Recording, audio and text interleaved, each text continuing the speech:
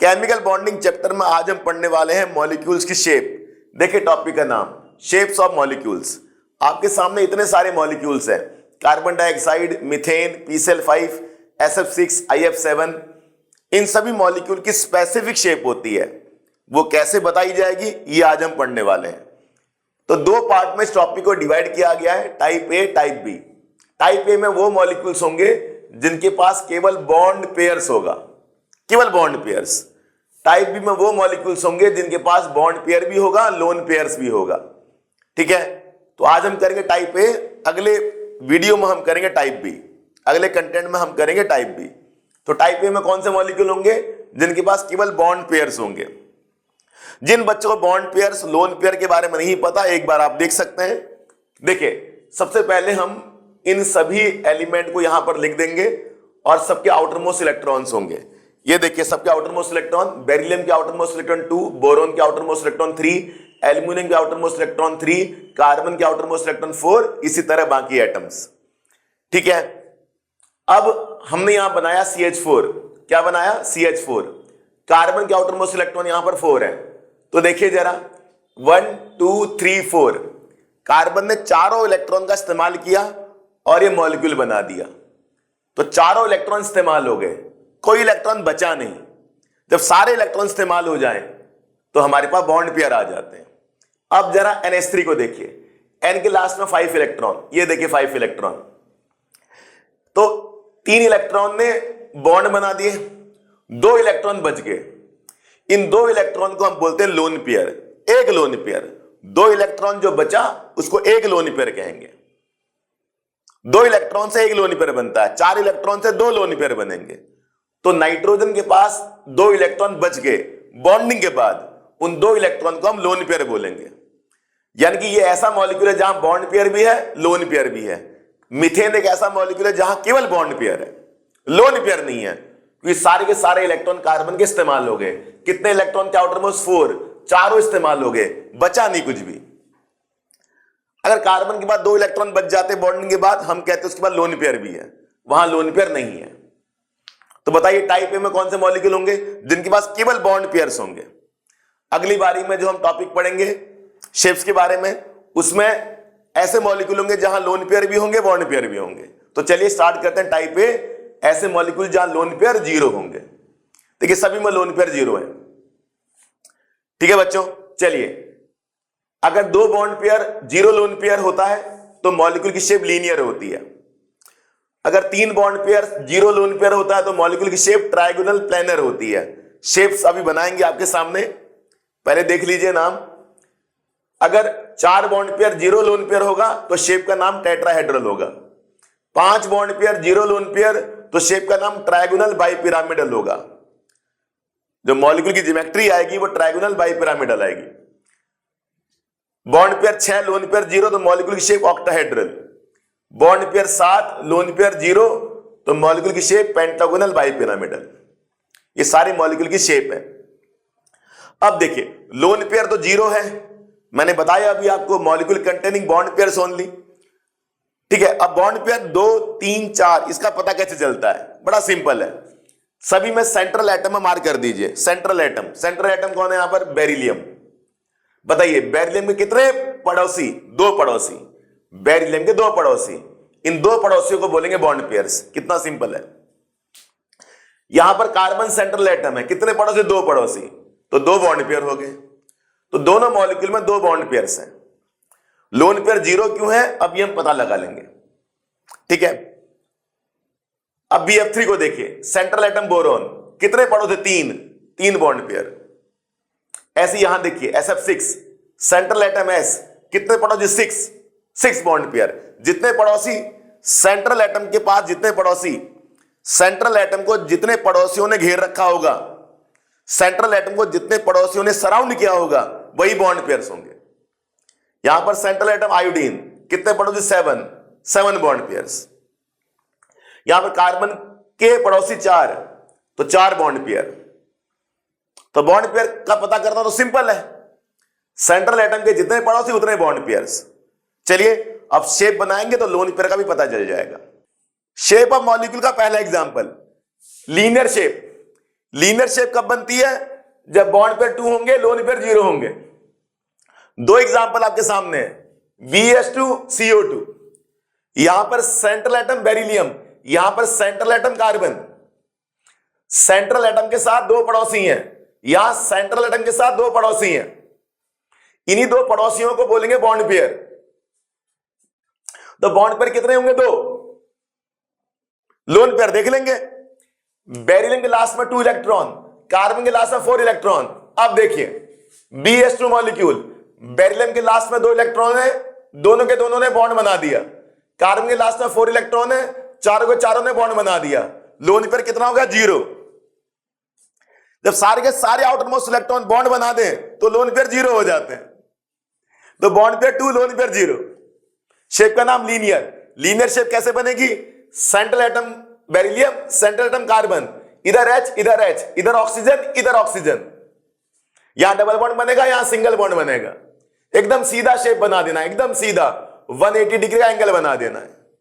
इसी को बच्चों लीनियर शेप बोलते हैं। कितना आसान। अगली शेप ट्रायगोनल प्लेनर। ये कब बनानी है? 3 बॉन्ड पेयर, 0 लोन पेयर। दो एग्जांपल हैं, BF3AlCl3, central atom boron, central atom aluminium. Boron के 3 पड़ोसी, Al के भी 3 पड़ोसी, 3 bond pair, lone pair. Check कर लेंगे। देखिए बोरोन के लास्ट में 3 इलेक्ट्रॉन, Al के लास्ट में भी 3 इलेक्ट्रॉन, और तीनों के तीनों इस्तेमाल हो गए। 1 2 3, 1 2 3। जब सारे के सारे आउटर मोस्ट इलेक्ट्रॉन इस्तेमाल हो जाएं तो लोन पेयर 0 हो जाता है। तो 3 bond pair, 0 lone pair. Shape का नाम ट्रायगोनल प्लेनर। कैसे बनेगी? ऐसे बनेगी। This is trigonal planar. Bond angle 120 degree. ये शेप है बच्चों ट्रायगोनल प्लेनर। उम्मीद कर रहा हूं समझ आ रहा है।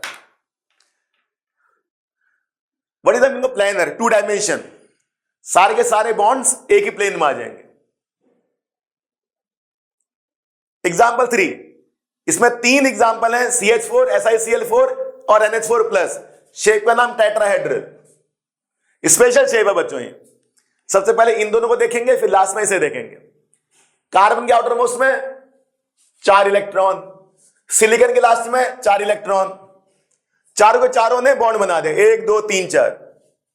चारों के चारों ने बॉन्ड बना दे, 1 2 3 4। लोन पेयर कितना बचा? 0।